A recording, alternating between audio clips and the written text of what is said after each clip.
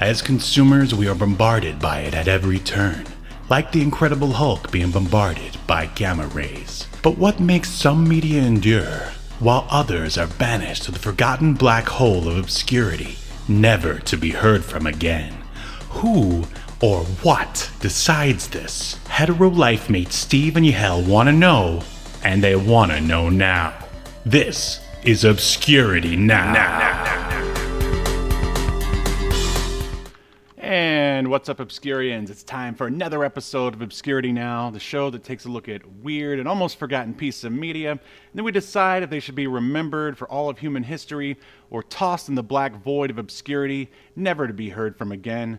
My name is Steve, and with me, he's a boy who was so proud of his country he got kicked out of the Proud Boys. It's Yahel, yes. Man,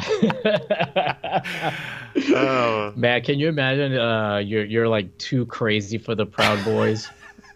That feels like that would be this Jody kid. Oh, I know. Gosh, he is like the super Proud Boy incel coming up. And yeah, he's the quintessential MAGA child. And those things didn't even exist back then for the most part. Yeah, they exist. This kid has... I was just going to say they existed in other forms. They just weren't called that. Right. But I mean, he's like drank the Kool-Aid pretty bad. Well, all right. So in the 80s, I mean, you're not a big G.I. Joe guy, were you? Oh yeah, I had G.I. Joe. Yeah. So were you ready to sign up at like the age of 8, enlist at the age of 8? No, I always and my grandpa was like a colonel in the army, and my dad, I think, was serving briefly, doing something. The Puerto Rican army, right? we don't got one of those, Steve. I see.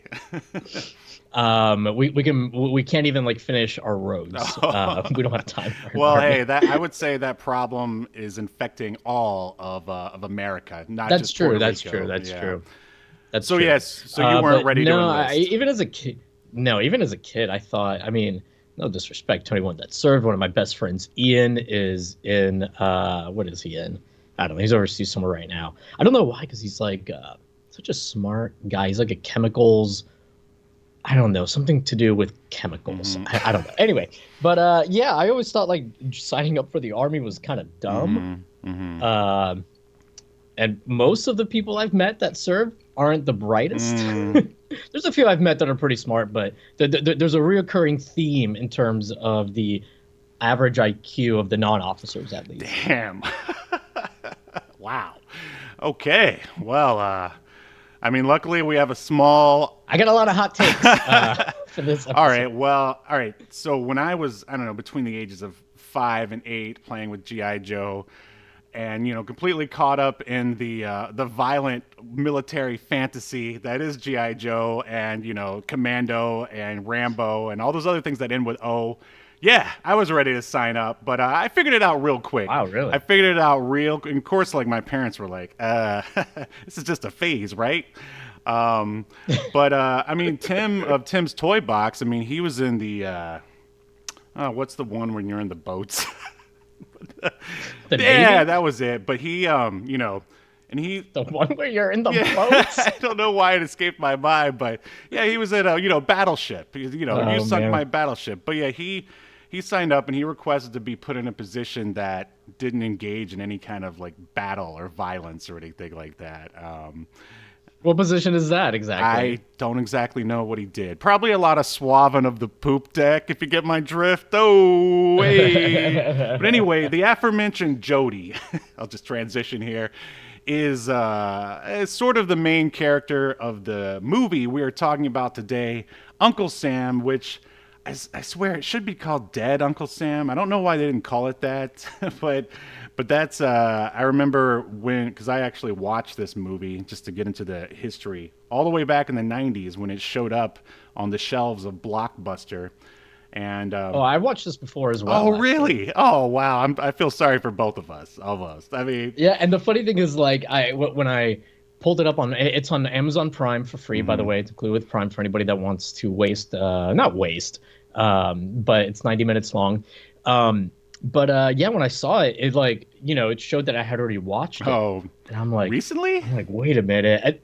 I watched this years ago. Once I started the movie, like it all came back to me. But I probably watched this like I would guess over 5 years ago. Wow. Well, hey, that's great. Then we're primed and ready for this. And just to circle back around to Yahel's very unpatriotic remarks, he's not saying that if you joined the army, you're dumb. He's just saying the people he's met are dumb. Yes. And to be fair, most of those people that I've met are Floridians. So it might be more of an indictment on Floridians now that I think about it, rather than people that serve in the military. It's very possible. It's very possible. Yeah, I've cleaned this up quite nicely. Well, that's Nobody up to likes the Floridians, Steve. that's up to the Nobody PR likes us. department of Reptilian Media to decide. Oh, okay. Oh, I can't wait to meet them. Yeah, me too. Me too. Blade. So It's your son. yeah, basically, and he's just gonna. He doesn't destroy like you. me. Oh no. What? Nobody said that. I'm sure he. I remember the look he gave me when I met him. Oh, what kind of a look? You know, the kind of look you give to somebody that you think was a coward for not joining the military, such as Jody in this movie says to his teacher, which we'll get to later. I was gonna say maybe it's the look of someone who he knows doesn't like kids. You know, it's kind of like a spider sense. He's like, I can tell this cat man over here. He cares more about cats than he does about kids. It's true, and I did hiss at him. And Claude, yeah. Then you went and took a dump in a litter box. It was so weird. Yeah. All right. This has already flown off the rails. Let's jump into Uncle Sam.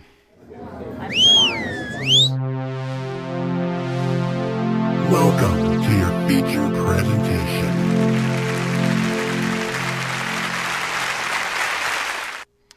So, all right, we already sort of talked about our history with Uncle Sam, but like, was it just you watched it because it was just one of those, nights where you just wanted to watch like a dumb-looking horror? Is that what drove you to it? I'm sure that's what it was. I'm pretty sure I watched this with Alexis, if you remember her. Because we like we're both fans of crappy horror movies, so I'm sure like it was, or I was just drinking by myself, baby, and just feeling like watching some shit horror. 'Cause, I mean, as you know, I watch plenty of crappy horror movies on my own time as well. Oh, so. absolutely. What about you? Same thing, I assume. Oh yeah, and I'd say this was 96 or 97. Yeah, it's 97. So I had sort of really fallen. So you were like 13, 12, something like that? Something like that.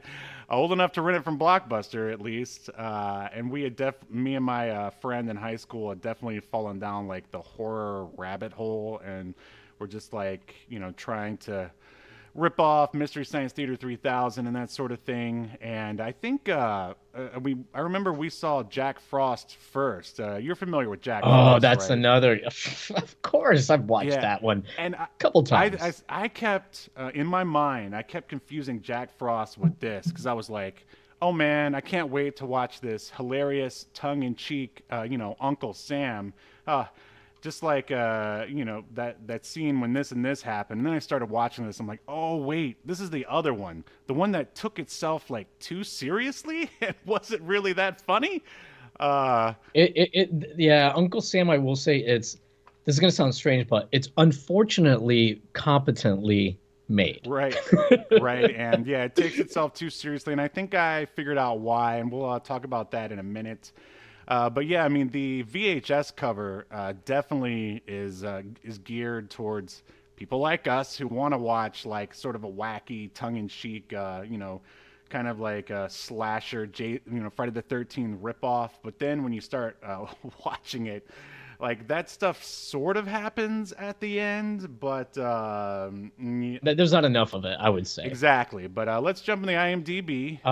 What's up? Before we get to the MTV, I just wanted to say hi to Stadium Arts, aka Stry, who's in the chat. Hey, Stry. I don't know if we mentioned it before, but Stry helped you out with some computer stuff, and we finally, this is like the second or third week in a row of trouble-free shows. So yes. very exciting, and thank you again, Stry. Fingers crossed. And yeah, we did mention that. I think it was like 2 episodes ago. But yeah, thanks to you, we finally had our first guest on our last episode, which, if you ever wondered what it was like to be a contestant on the classic Nickelodeon game show, Nick Arcade, we interviewed one. So make sure you check out that episode.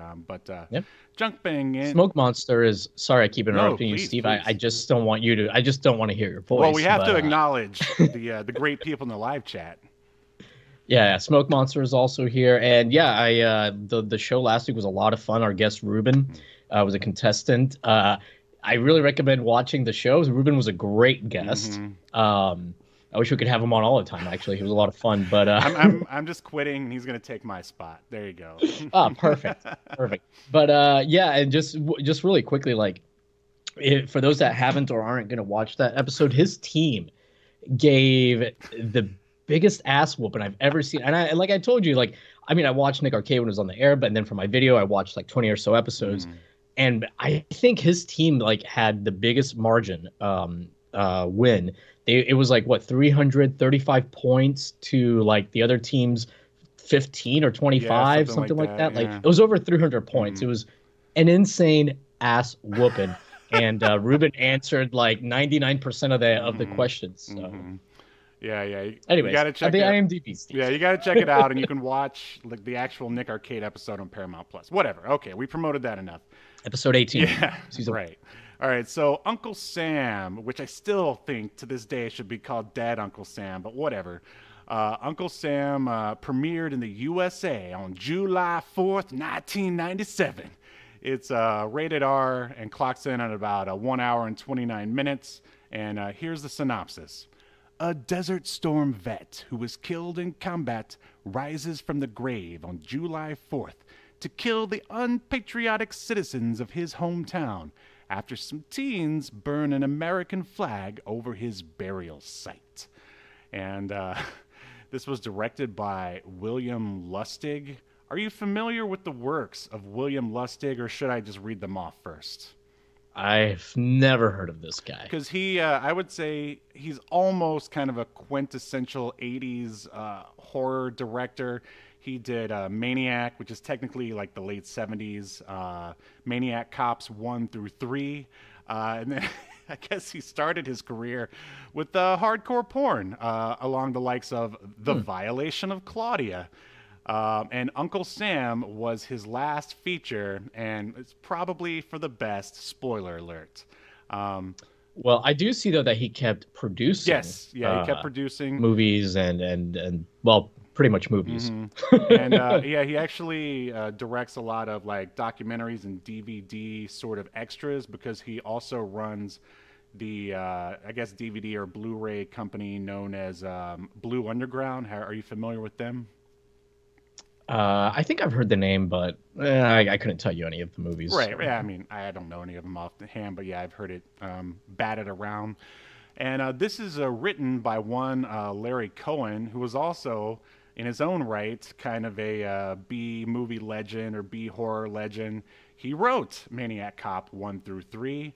The movie The Ambulance, starring Eric Roberts, which is on our list. We're going to cover that one day. Body Snatchers and The Stuff. Have you seen any of those movies? Oh, Body Snatchers. I think I've seen. Yeah. The Stuff. I think I started watching it, but didn't finish. The Stuff's pretty fun. Also, it's kind of a cult classic, yeah, right? all of his stuff is very, very culty. I would also even the porn. The porn was for William. As far as I know. Oh, I didn't even realize we switched. Sorry. I started looking up William Lustig's illustrious career, and I did find like a movie that he produced that I'm assuming is an adult movie, because there's an actor whose his first name is Just, last name is spelled Jaeckin, just Jackin. That's good. You should introduce yourself to your next prey at the castle. Anyway. And Smoke Monster wrote, I loved violating Claudia. I bet you did, Smoke Monster. Now, you mean the movie, right, not attacking someone named Claudia, just so that the audience is clear. Man, this is the most cringe episode so far. Not cringe, but we're really just pushing the envelope here. I love it. Hey, look what it did for Howard Stern back in the 90s. It doesn't really play these days. Anyway, So why don't you tell us about some of the thespians who played here in Dead Uncle Sam, which is actually just called Uncle Sam. Yeah, playing the part of Uncle Sam is just Jackin. No, I'm kidding. Oh man! And then the cop was played by Log Jammin. Yeah. No, playing the part of Uncle Sam is David Fralick, but his apparent nickname on IMDb is Shark. So he's David Shark Fralick. Yeah. Here, he's been in quite a few things. His most recent thing was Blackwood in 2022, but I mean, all this stuff is stuff that, for the most part, I've never heard of. So yeah, I'm just glad. I mean, the only thing I saw. I'm just glad he put the shark in there so we can differentiate him from all the other David Fralicks. Yeah, absolutely. Sorry, I'm laughing because Smoke Monster wrote in the chat. I'm here to fix the cable. Nice. Excuse me. Moving right along, we have Timothy Bottoms. That's a real name. That's not. Boy, that really worked out. It's not an activity he does, as far as I know. It's not a stage name, but maybe Timothy Bottoms. I don't know. Maybe Timothy Tops. Who knows? Either I do know that he played someone named Donald Crandall in this. I don't even remember who Donald Crandall was. The teacher. That's right. Oh yeah, the teacher. Yeah. Who, by the way, is supposed to be like super old, I guess, but he looks like he's like 30, and he's like, I was in Vietnam, or I was protesting Vietnam. Oh yeah, that. And it's like, were you born? I've got that in my notes, 100%. Yeah. All right, so we've got Isaac Hayes, of all people, showing up, and I think he does a great job. He's very convincing. He plays Sergeant Jed Crowley. Of course, Isaac Hayes, singer, chef on South Park. Composer of the Shaft soundtrack. Yeah. That's right. In the chat, we've got Ryan. Is this pronounced Cius? One of our new subs. Welcome to the Obscuriverse, Ryan. Yes, you're now an Obscurian. He wrote, I remember seeing this video at Blockbuster. Oh, just like you, Steve, when the hologram changing covers were in vogue. In fact, another cover that had this was Werewolf, which, as covered in a great, was covered in a great Mystery Science Theater 3000 episode. Don't forget about Jack Frost. That had an awesome hologram cover too. Yeah. Then we've got Robert Forster. He plays oh my god, the mayor. No, I'm sorry, Congressman Alvin Cummings. Does Robert Forster have like the most unfortunate hair loss pattern of all time? Yeah. Did you know of your cast that you mentioned here, 2 of these people are Academy Award nominees, and one of them actually won one. Do you know who? For Uncle Sam, I assume. No.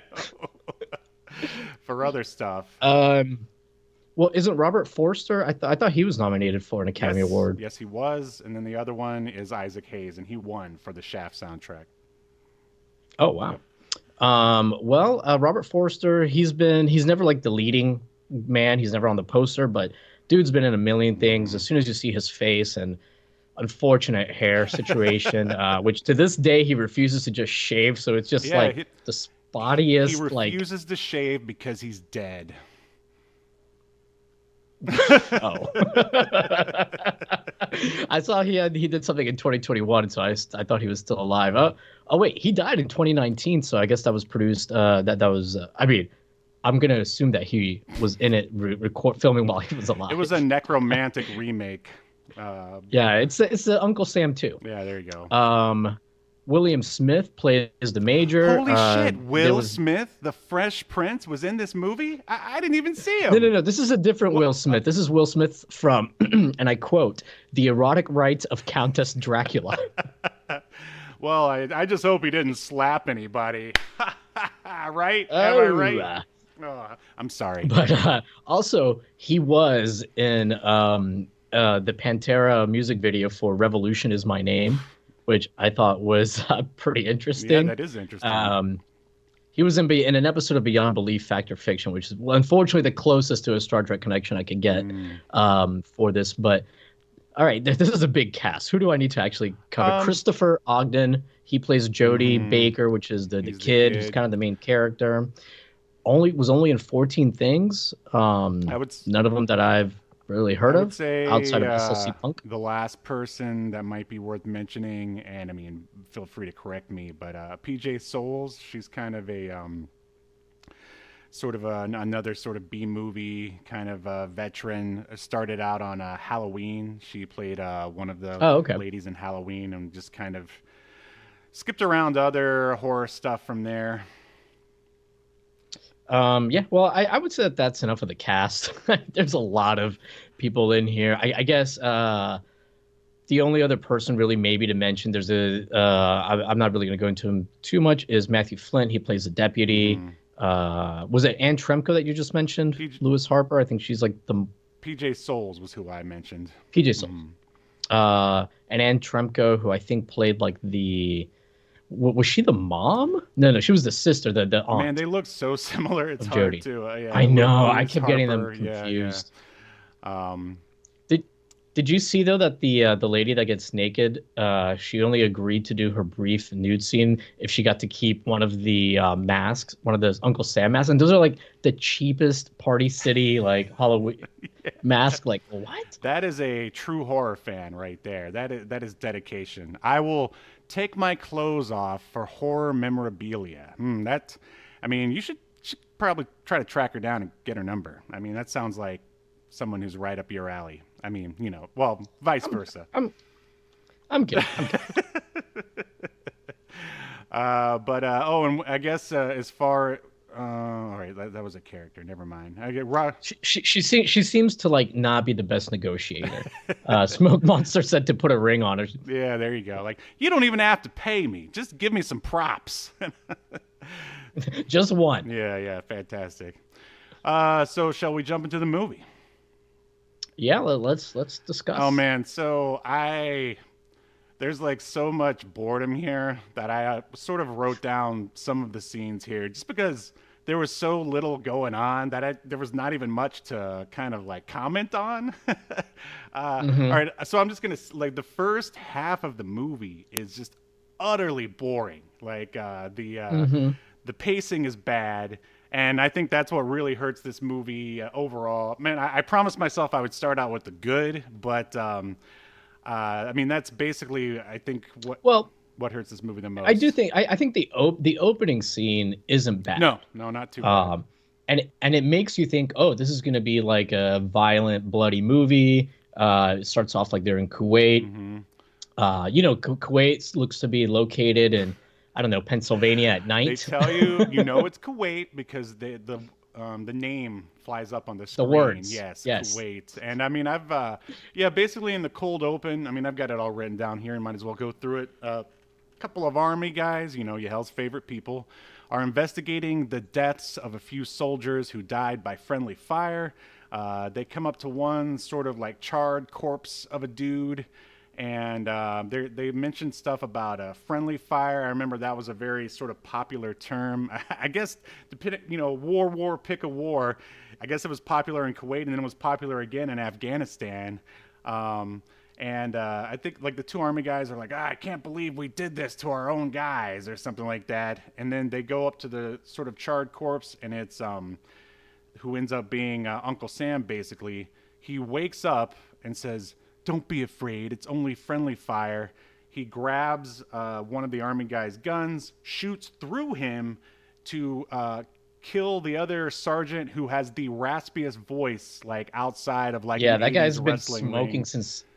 Yes, it sounds like he's been smoking since he was inside of his father's testicle. Like it is insane, the level of rasp. Mm-hmm. And then did you watch the credits? He that same guy narrates a poem at the end.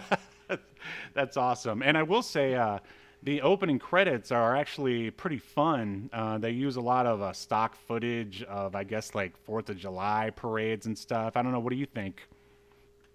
Yeah, the opening credits were fun. They play Stars and Stripes, I think is what they're playing throughout it. And it's pretty well done. And, the movie seems at first like it's not going to take itself too seriously with the, don't be afraid, it's only friendly fire joke. But then after that, it takes itself very seriously. Yeah, and this is why I think like the sort of tone and pacing is so off for this movie. I mean, I guess I should probably wait, but Like, as we talked about, this is written by one Larry Cohen.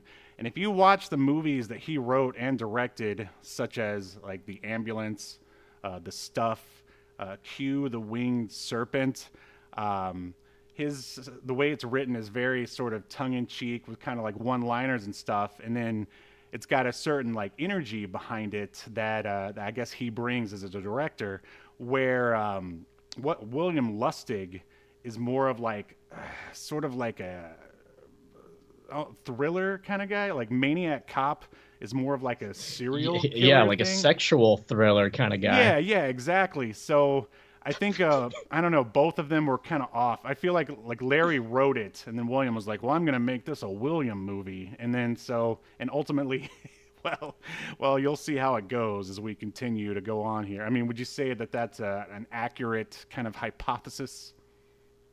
Yeah. No, I totally agree with you, especially about the pacing. Like, I don't know, like it just feels like it's always about to start to get going, and then like never kind of really does until I guess at the end a bit. But I've got it. We don't get okay. So we got our cold open there. We don't get another murder or death, if you will, until almost 40 minutes into the film. I have it written down here somewhere, but we'll get to that. and Steven demands death, murder, and violence much sooner than that. Well, if you're gonna watch a horror movie, I mean, you might as well have it in there, Otherwise, it's just gonna be boring, like the next 30 minutes of this movie we're about to talk about. What's up? I would summarize the next 30 minutes as us having it beating to our head that the kid Jody loves the army, loves He's a America. super patriot. Yep. Yep. We also learned that Isaac Hayes used to be in the military, had his leg blown clean off. That's their words, not mine. And he's very kind of resentful and bitter. Right. They show us that he has a false leg, which you think somehow is going to play into the plot, but it never does. And anything else? And then No, not really. I mean, this Jody kid is obnoxious. I mean, he won't stop fucking talking about the army and how much he wants to be in it and playing with his army men. He has a lamp by his nightstand, and the lampshade is like military planes. Right. Let me ask you this. Okay, so maybe he was written annoying, but how do you find the young actor's performance? Do you think he comes off annoying, or? I think he does a decent job, especially for a kid actor. You know what was really troubling me this whole movie, though? What's that? You know who this kid looks like? Who? Your brother, Alex. Reed? I mean, Reed. Yeah, that's Reed, right? I think he looks more like Spencer. Oh, I don't know, man. Like, maybe it's because he had like very thin eyebrows, and there was a point in your brother's life where he was just, really tweezing them eyebrows. You're talking about the one who lived with us, right? Yeah. Oh, I can see it. I can see it for sure. I didn't even put it together until now, though. My God, you're right. Oh man, Yeah. that's nuts. Yeah, I mean, I think he's a decent actor, giving with what he has to work with. In fact, I would say the majority of the performances are pretty bad here, and we especially get a bad one from Mom. So basically, Jody wakes up from a dreaming about his Uncle Sam, who he idolizes because he was in the army. He wakes up and knocks the picture of his Uncle Sam over, and he just looks like a regular guy. He's not like the Uncle Sam that we all know from the war propaganda from the 1940s. He cuts his... Yeah, he just happens to be named Sam, and he's his uncle. And I do appreciate that detail. I do. So But again, that kind of stuff makes you think it's going to be like a fun, campy horror movie. Yep. Larry not. Cohen, good. William Lustig, anyway. So he cuts his feet on the glass, which puts blood on the picture, which is actually a pretty good sort of imagery, kind of like warning you that here comes Uncle Sam's gonna get bloody and evil here coming up soon. Again, that's like Larry Cohen attention to detail there, not William Lustig. But anyway, he walks. Those aren't the kind of bodily fluids that William Lustig usually deals in. You know what I'm Just saying, ask Steve? Claudia. She knows all about that. Yeah, or just Jack and his good friend / colleague. So he sort of wobbles into Mom's room, and he, like, with as little energy as possible, and that's what I feel lacks in a lot of these performances. He's like, "Mom, I cut myself," and she's like, "Oh, let me see it. Oh, you'll be all right." She almost sounds annoyed that she has to take care of her son. Mm-hmm. I'm like, wow. I get it. I'd be annoyed. Well, all right. What if one of your cats like cut their paw? Then how would you feel about it? I would also be annoyed at their foolishness. And that actually has happened. All right. And it was all her fault. So they have a little chat about Uncle Sam, and Jody is like, "Oh, I like him so much," and this is paraphrasing, and she's like, "You don't even remember him." And he's like, "Yes, I do. He was nice to me." And then she's like, "Go back to bed," and so he does. Go tweeze your eyebrows with your army men. You think they're gonna let you in the army with those finely manicured eyebrows? Oh, they're gonna make a man out of you over there, boy. They're gonna ask you questions, and you better not tell them anything. I don't think they have that policy anymore, Yahel, but whatever. No, but this is in '96. This came out in '96. This is like in the midst of Don't Ask, Don't Tell. Yeah, we should just pretend that we're stuck in the '90s here. So yeah, Mom doesn't give a shit about her son or his cut foot, it seems. She was just so cold.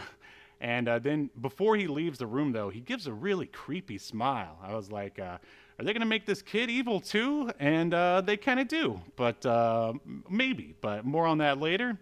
And then now we're in a car with the sheriff and the sister of the mom we just saw. And she's basically giving him the old blue balls. He wants to go in and, what was the guy's name again? Just jacking. The cop. The cop wants to go in and imitate his favorite adult film actor, Just Jackin'. But sister here, she's not having anything to do with it. Well, it's so weird because then he's like, "Can I have a goodnight kiss?" At least, and she goes, "You already did." And like, what is she gonna run? But she's real weird and mean about it. Like, yeah.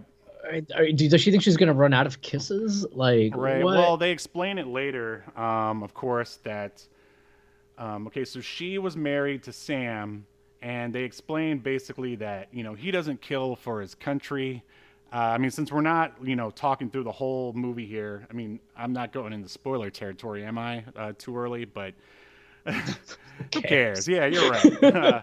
Basically, she's like, "Hey, Sam was a monster. He beat me. I think he beat the mom / sister as well." And then later, Isaac Hayes is like, "Oh, you didn't kill for your country. You killed because you like to."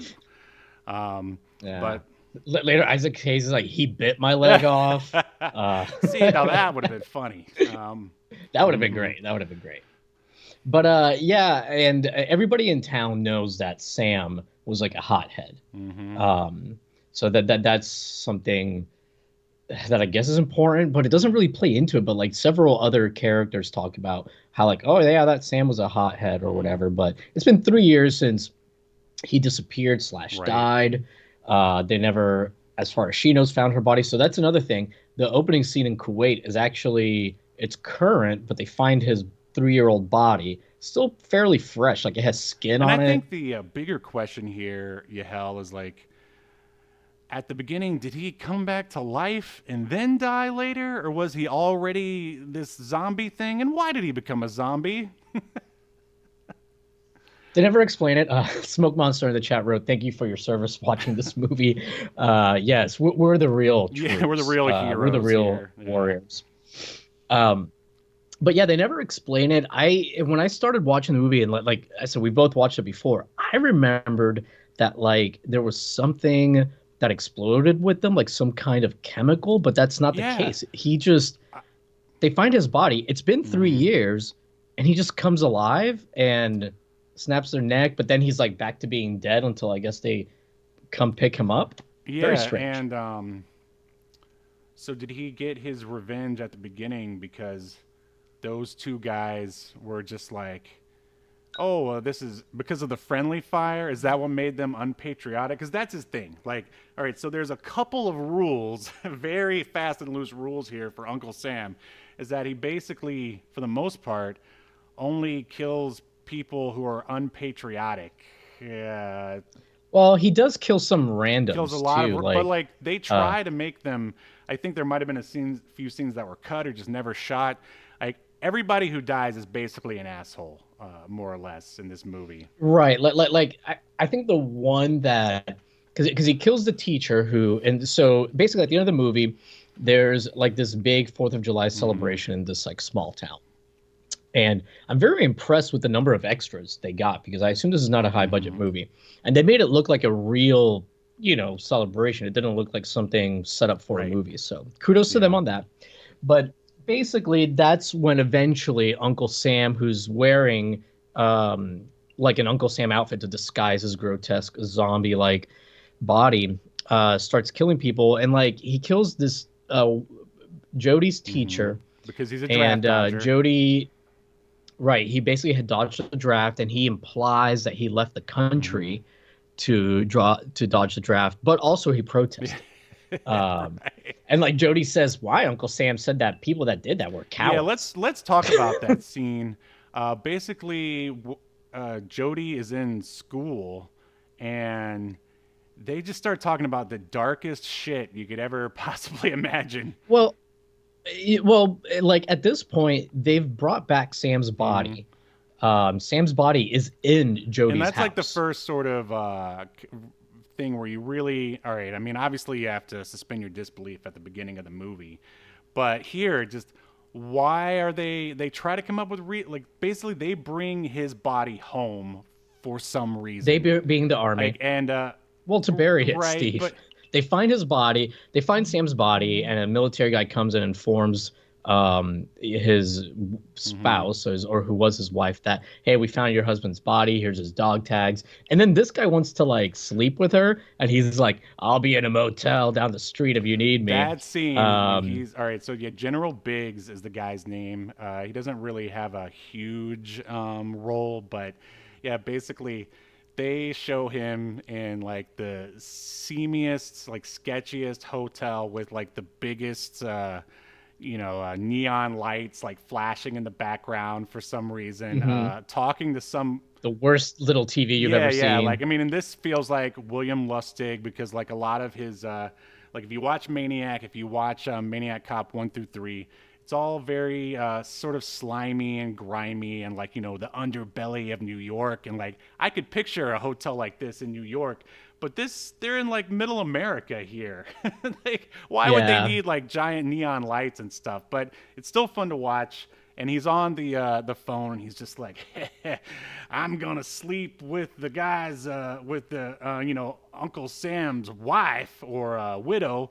And I might even sleep with the sister, too. This is why I took the job, so I can fuck women. Yeah.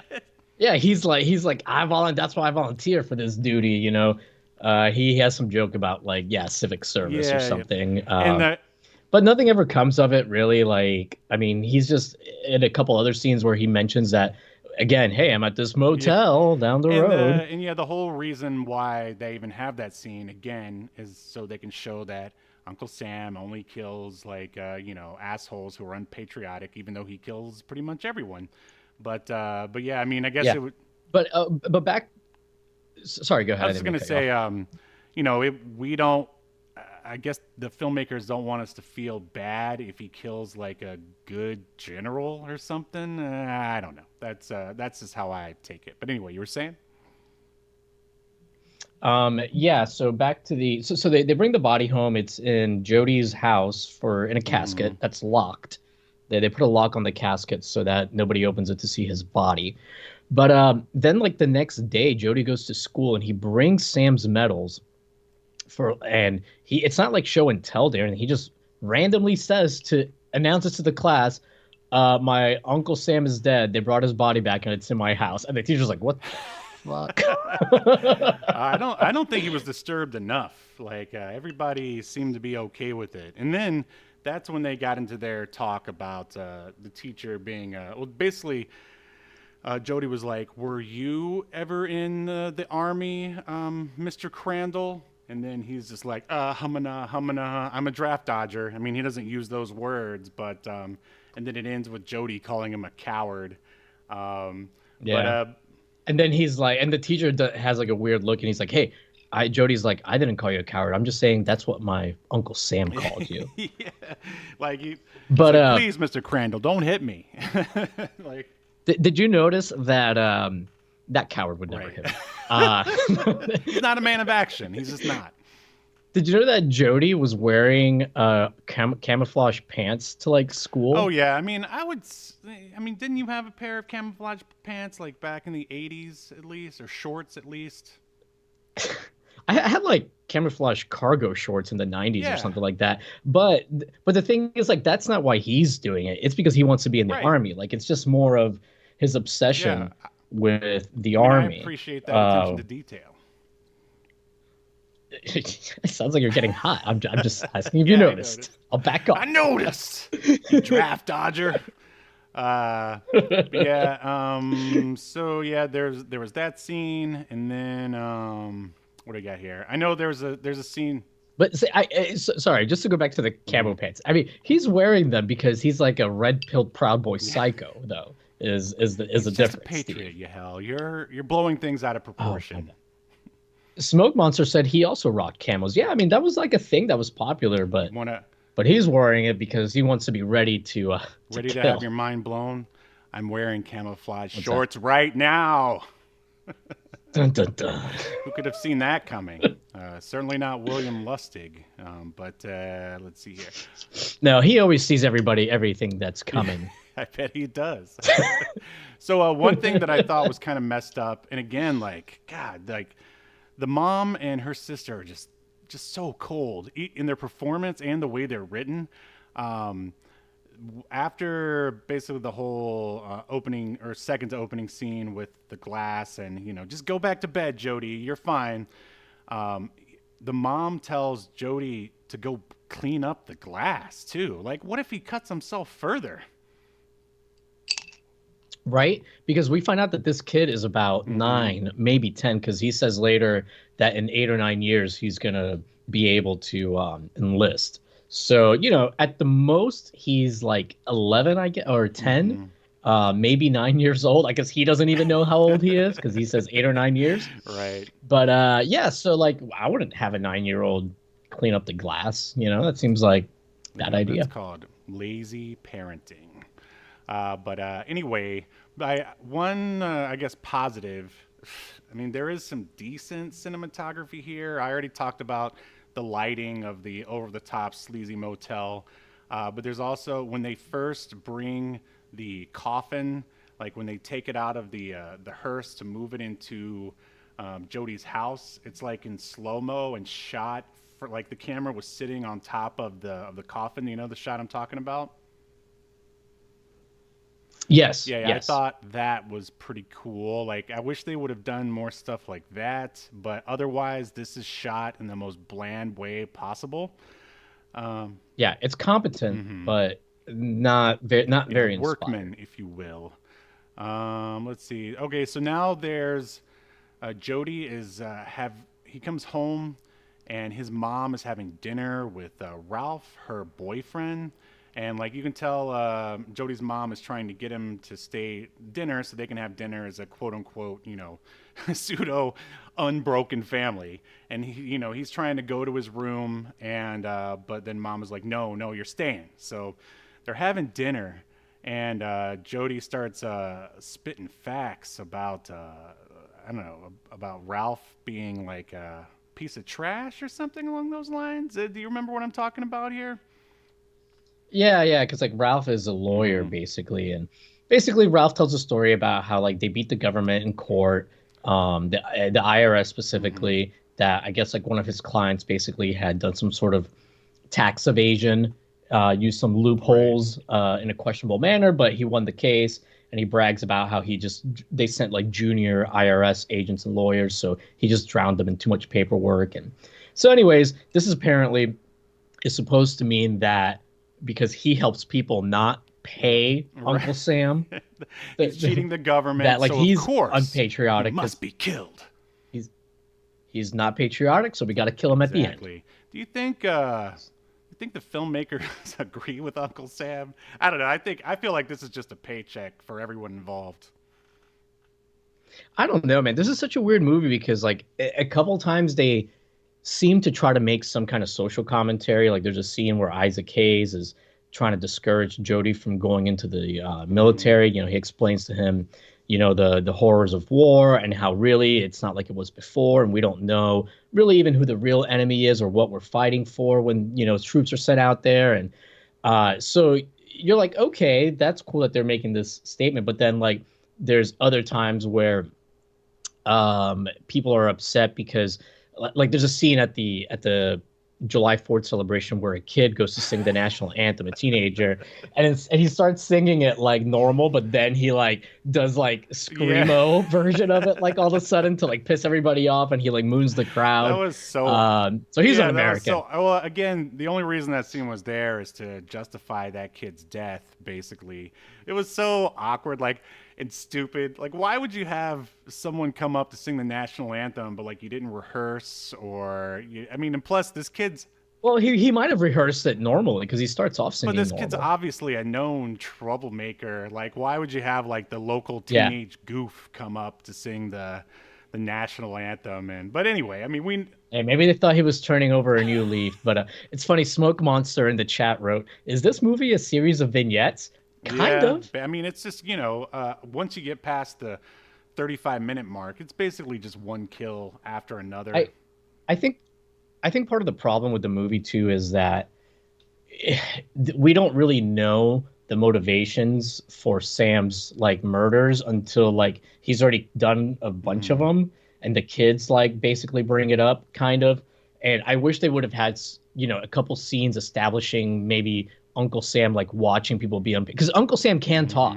So he talks in this movie, so he could have, said something like when he sees somebody doing something that he deems unpatriotic, like, oh, unpatriotic, civilians, they deserve death, they're no better than our enemies, just something so that we can kind of, link that throughout, and then we can go, oh, okay, as we see more people be assholes, like then it has more meaning, because until then, it does feel like a bunch of random vignettes kind of people being assholes, like Smoke Monster was saying. Like I almost appreciate them not spelling it out for us, but at the same time, like, this is a dumb horror movie, like a dumb slasher, and what's his name, Larry Cohen, the writer, knows it, but William Lustig doesn't.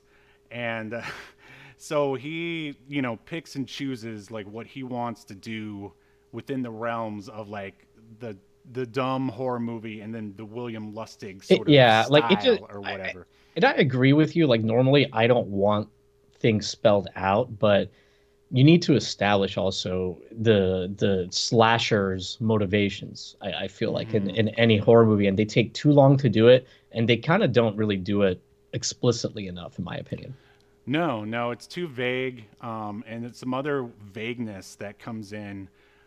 Is you said that there's not really, and we kind of talked about at the beginning, the reason why Uncle Sam is able to come back from the dead, and they have a weird pseudo explanation where Isaac Hayes, and I guess this is where his false leg does actually sort of come into play, just as a semi-plot device.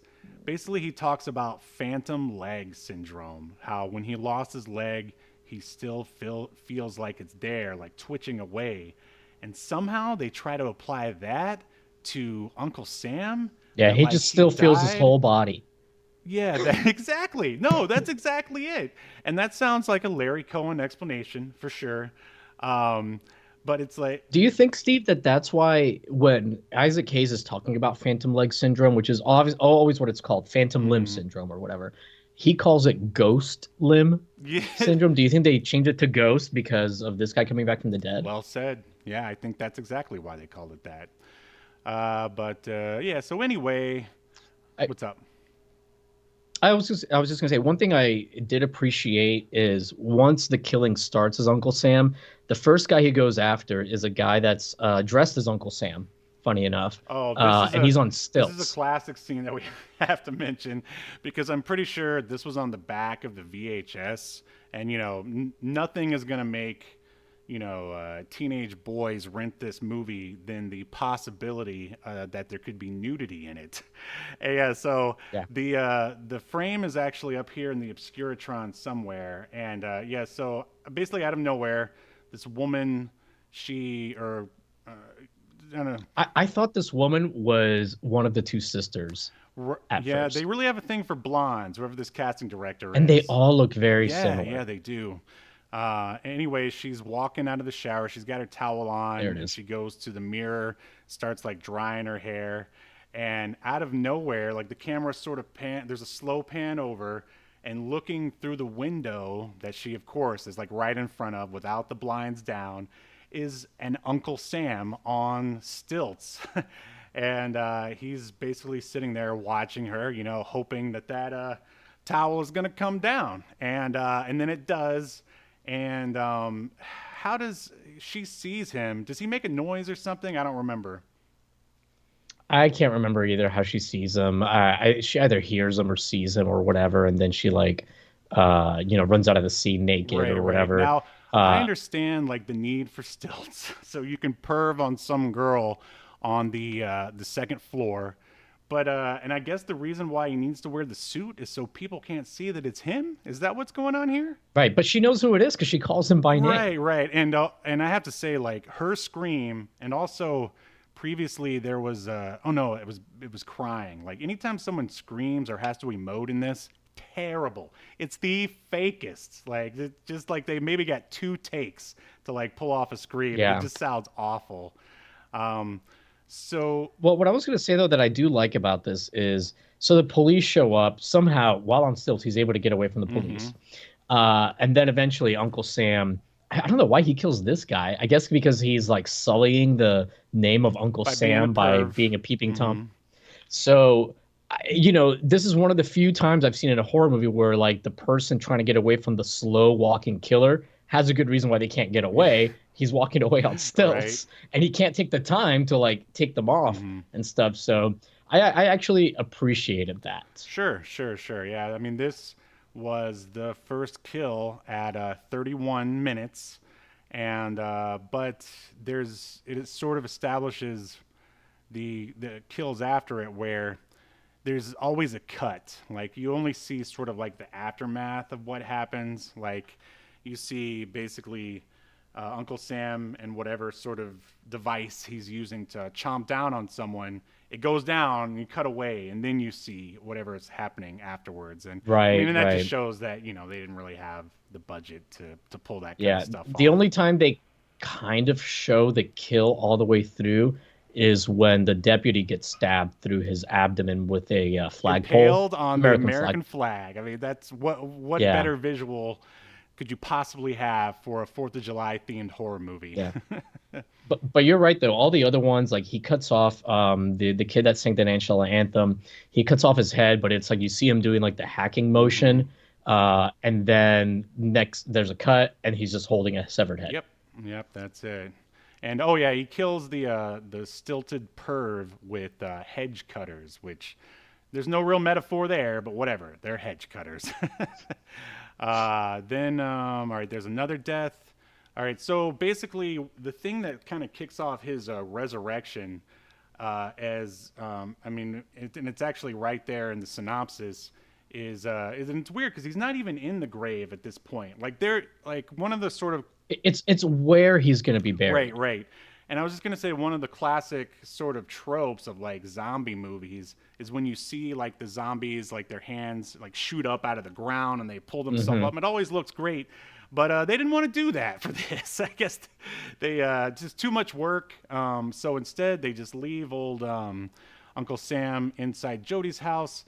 These kids go out and they think it'll be fun, which, I mean, this is the weirdest kind of hijinks you could possibly imagine. It's like, hey, Yahel, let's go burn the American flag. Won't that be fun? Like, Right. Yeah, the teenagers are burning the American flag, and one of them is like spray. I think it was the guy the kid that does the national anthem later. He's like spray painting a gravestone. But the weirdest thing, did you notice that he started doing like a swastika, Yeah. and then he like changed it like at the like it's like a 70% done swastika. I bet you like somebody off camera was like, hey, don't do a swastika, Yeah. or Oh, something, because then he like do something different. Then he like puts like a circle around it and a different thing to like finish it off. But he was definitely doing a swastika. Yeah, I'm sure like one of the producers was just like, no, we're not doing that. Yeah, but it's like they couldn't be bothered to like, film a different scene or whatever, or do it over. Nope, they just had to be like in the moment, fix it. So we did get one person who at least got buried into the ground, and that was the spray paint. Took forever. The spray paint guy. He got sprayed with a bunch of paint by Uncle Sam. Then he got thrown into Uncle Sam's grave and was basically buried alive. And not only did it take forever to get to it, but the scene kind of goes on for a little too long as well. And then he hangs one of the other teens by their neck on the flag, like the American like flagpole, basically. Yeah. Which, I mean, at least it's on brand, I guess. It fits with the theme and Yeah, everything. I just wish we would have had a different director. But yeah. And then there's like no deaths for a while again. yeah, for sure. Now we are at the 4th of July parade. Man, everyone is wearing their like period accurate like 4th of July clothes. Mr. Crandall cares a little too much about this parade. And he's like asking whoever was playing George Washington, like where the axe is. And he's like, oh, don't worry about it. I'm going to go in and get it. Then that, of course, leads. Yeah, he's like telling them not to wave at their friends or family during the parade to stay in character. That's great. He just cares too much. And then, of course, he gets that axe to the face, courtesy of one Uncle Sam. And then, is this when it looks like we are now introduced to Wheelchair Kid, Blind Wheelchair Kid, which, man, this really put the... Came out of nowhere. Yeah, it really put a kind of a damper on the film, and I'm just like, why is this guy even here? Like, if they would have introduced us to him at the beginning, like he could have been. I mean, was he even in the class at the beginning in Jodie's class? Did they ever show him? No. I guess he's just like stays home because he's blind, and he's been burnt. He has like burns on like half his body. And do you know why? He's in a wheelchair. Do you know why? I do. It's barely acknowledged and brought up, but basically it's insinuated that there was an accident at last year's 4th of July celebration and that his friends purposely somehow set him on fire or did something with fireworks. Yeah, fireworks. And I mean, that's, I guess, a big deal. Every 4th of July, there's always news reports of people blowing their fingers off or whatever. Right. I've never heard somebody becoming paralyzed.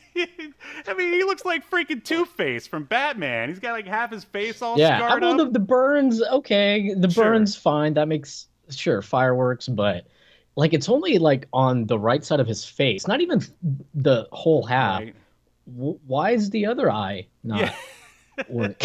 And the weird thing is, like, it seems like the only reason he's here is so he can serve as some kind of communication between Uncle Sam and Jodie, but yet Uncle Sam can still speak regular English anyway, so why is that kid even there? I don't know. Maybe they're trying to make some kind of commentary on the dangers of fireworks. I really have no idea why he's there, but yeah, he's pretty bitter, understandably. Sparkler made him blind and paralyzed. Actually, I hear it was snakes. I'd be the bitter little too. snakes or snap and pops. He got a snap and pop in both eyes, and now he's done. That's what it is. That's what it is. And the makeup effects on Wheelchair Kid is awful.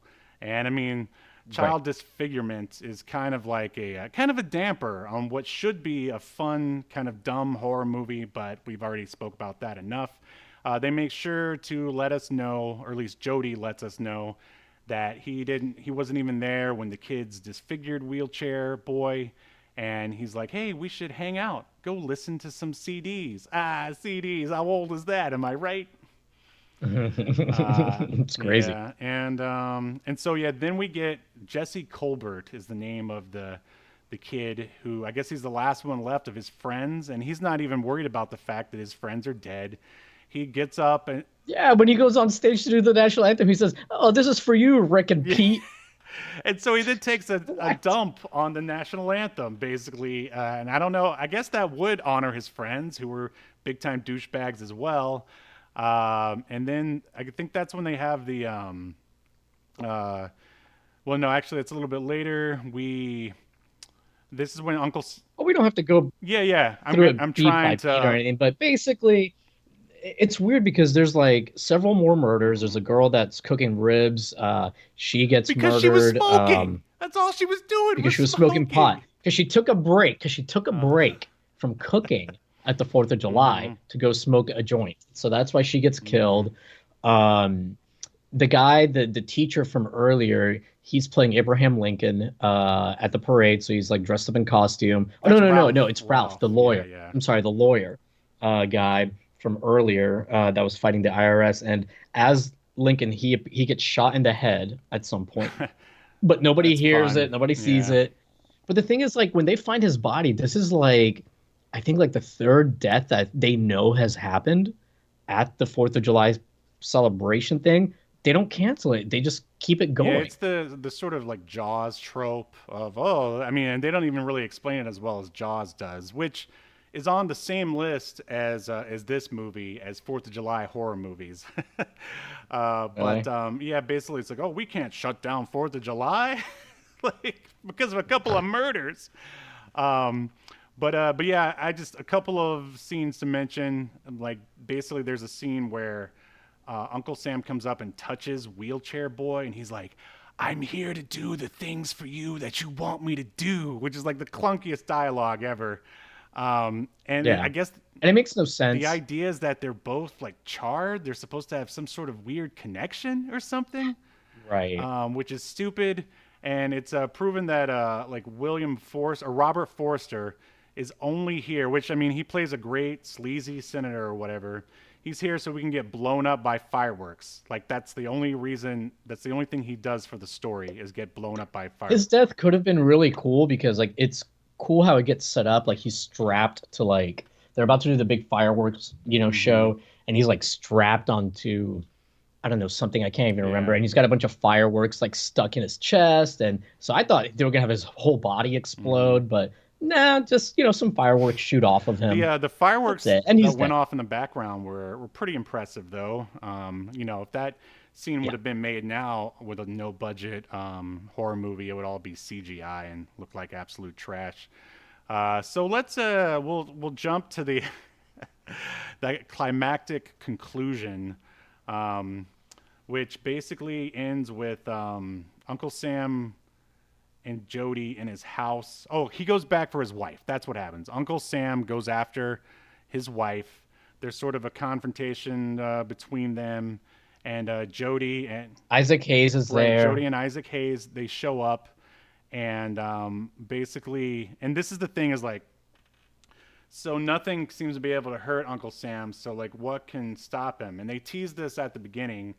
Isaac Hayes lights a cannon at the beginning of the Fourth of July festival and shoots it off.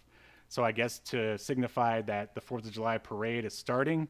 So he gets the idea to basically shoot Uncle Sam with the cannon.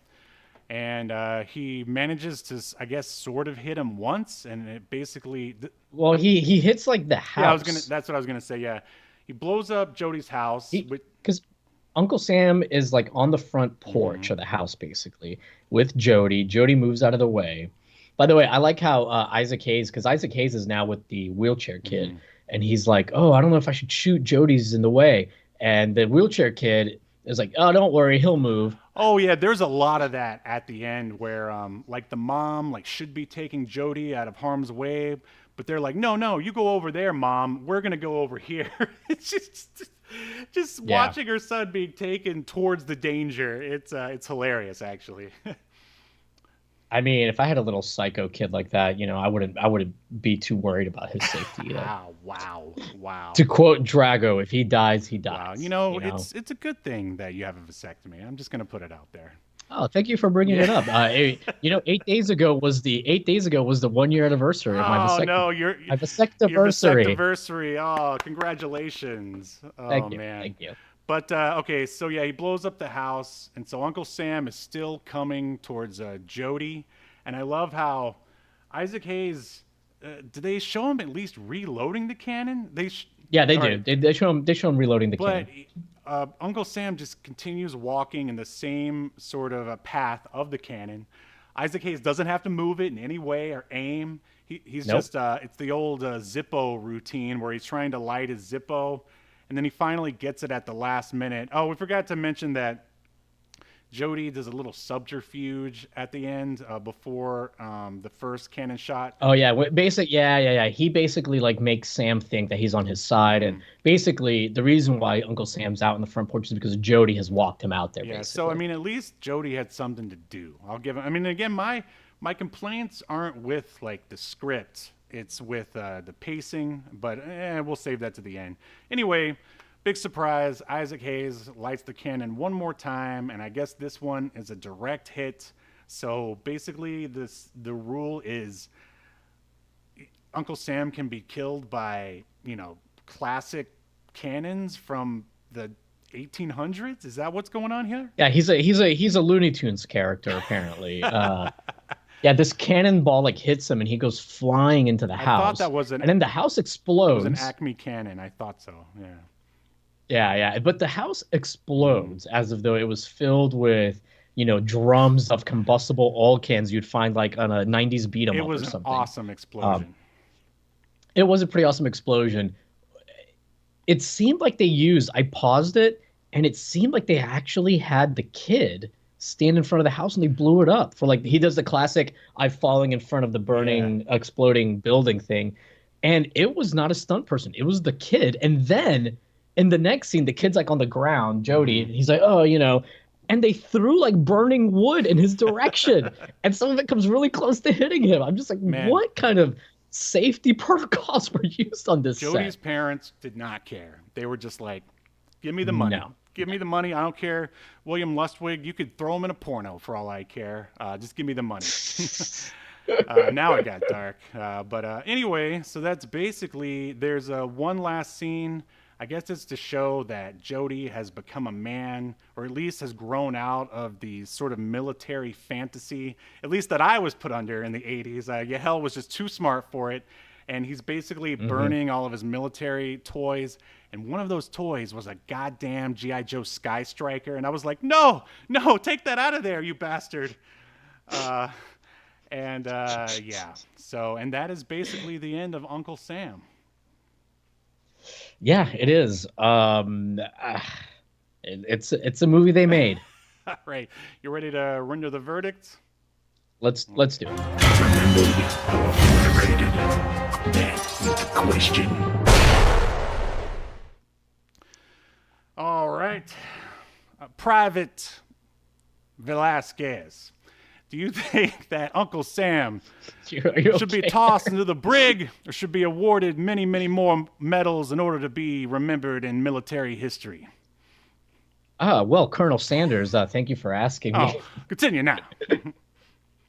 I would say this one should be obliterated. It's just not fun. It's not like campy enough. It takes itself too seriously, and if your premise is zombie Uncle Sam is back from the dead to kill unpatriotic people, it should be like a fun, dumb horror movie. And it doesn't do that. What say you? Yeah, basically, I echo those statements. I mean, I was really looking forward to watching this. And again, I think I remembered liking it a lot more than I did. Again, I'm pretty sure I was confusing it with Jack Frost, which is like a dumb, fun, sort of like Christmas horror. That being said, like if you are looking for this kind of movie to watch on the 4th of July, I mean, there's not a lot of choices. I mean, of course, you can watch Independence Day was on the list, but that's not really horror. I mean, there's not for horror. I mean, there's Born on the 4th of July if you're into that. Yeah, if you want to hate life, there's that movie. I don't know. I saw there was some other indie stuff on there, but I didn't think they were going to be fun enough for us to review. And then this wasn't fun enough either. So yeah, I mean, I don't know. If someone wanted to take this script and remake it, then I would say it should be remembered. But for now, it looks like Uncle Sam is going to be obliterated. The heathens have spoken. You are obliterated.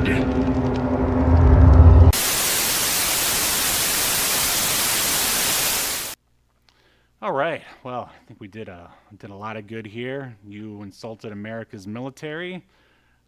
We took a deep dive into 70s porn. I mean, what more do you want from a podcast? I don't know. Yeah. This has it all. You got that right. And all right, should we wrap it up? Yeah. I'm ready to forget about this movie. All right. Well, thanks for joining us. Whether you were in the live chat or you were listening on some sort of podcast aggregator or on YouTube or Twitch, and we will be back next week as we are discussing a Rob Liefeld drawn Mission Impossible comic, which is also actually a prequel to the entire Mission Impossible franchise. Unfortunately, that episode will not be live, so please either check it out on YouTube or just any aforementioned podcast aggregator. And a special hello to those listening on U.S. Armed Forces Radio. And Rumble. If you're one of the people who watches on Rumble, I'm sure you've already tuned out at this point. Or Justin.tv. Thanks for...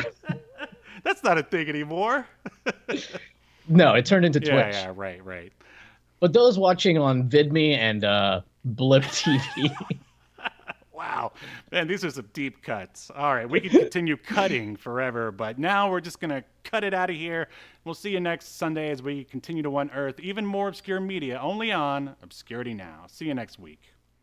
You've been enjoying Obscurity Now, a podcast that's recorded live to tape and streamed to Twitch and YouTube.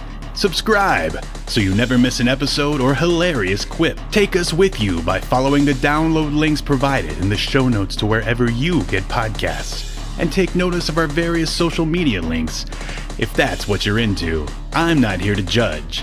And make sure you join us live next week at 6 p.m. Eastern, 3 p.m. Pacific as we continue to discuss more obscure media only on Obscurity Now.